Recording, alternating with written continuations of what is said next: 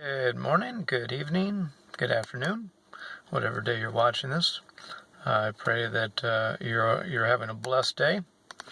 And thanks again for watching another edition of Anchor of Grace Devotionals. I pray that these are a blessing to you and that they will be a source of encouragement. And as you look upon Jesus, the author and the finisher of our faith, who for the joy that was set before him endured the cross, despising the shame, and sat down at the right hand of the Father. That joy that was set before him, Jude tells us, that he might be able to present you faultless before the Father with exceeding joy. That was the joy, to be able to present you faultless. Praise God for that. So what I'd like to share today, I'm eventually going to upload all the devotionals I've written over the past years. So we do it one at a time. How do you eat an elephant? One bite at a time. This one is in regards to God being our creator and our human body being fearfully and wonderfully made. And that's out of Psalm 139 verse 14. Reads, I will praise you, for I am fearfully and wonderfully made. David knew that he was fearfully and wonderfully made. Today, we think we are a cosmic accident, from goo to you by way of the zoo. He didn't probably have all the scientific data know-how that we have today, and yet the scientific know-how and data that we have today would blow away any idea of us being evolved from molecules to man. It is absolutely ridiculous. The only reason people hold on to that is it conveniently keeps them from having to submit to a sovereign creator who has authority over them, and they would much rather pretend that God doesn't exist so that they can continue to keep on sinning. That's just the way it is. Jesus said, light has come into the world, and men love darkness rather than light, because their deeds were evil. They will not come to the light, lest their deeds be reproved. So, that's that. So on with the devotional. Again, God is a remarkable, truly a remarkable creator. And again, we do not come by reason of a multitude of fortuitous accidental circumstances.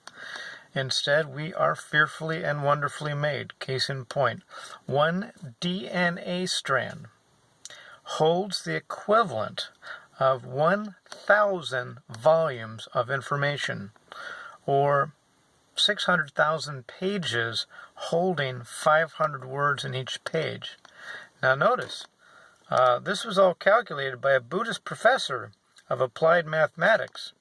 He was the one that calculated the probability of just one human enzyme happening by chance, and he pegged it at 1 in 10 to the power of, are you ready for this? 40,000 tries.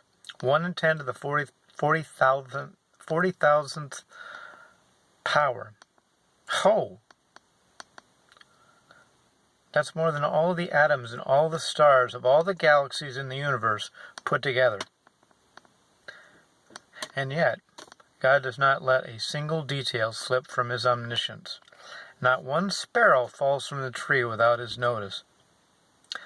Christian, because you are fearfully and wonderfully made, here's the application here.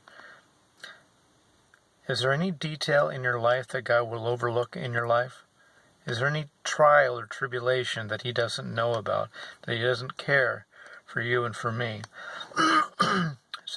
He says he counts all the hairs on our head. The average is about 100,000. Mine's just a little bit less. Just a tad. Well, here's the thing. If God takes the time to count that much, the hairs of your head, to lovingly, 1, 2, 3, 4, 5. Will he not also take the time to listen to your prayers? And God tells us in his word, cast your burden and your care on a wonderful creator who has fearfully and wonderfully made you in his image. His ear is always open for the righteous. And remember, our righteousness is from Him. It's not by works of righteousness which we have done. The righteousness which we have is imputed to us through faith in Jesus Christ alone. But again, He takes time.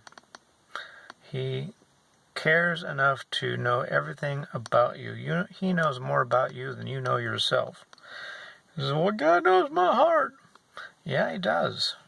And our heart's not good. And yet God demonstrated His love for you, and that while we were still sinners, Christ died in your place. Jesus says, greater love is no man than this, that a man would lay down his life for his friends. But God demonstrated His own love for us, in that while we were still sinners, Christ died in our place. He who knew no sin became sin for us. For Christ suffered once for sins, the just for the unjust, that He might bring us to God, being put to death in the flesh, but made alive by the Spirit. And one day, we are going to be transformed. We're going to have a new body that is transfigured, that is formed after His image.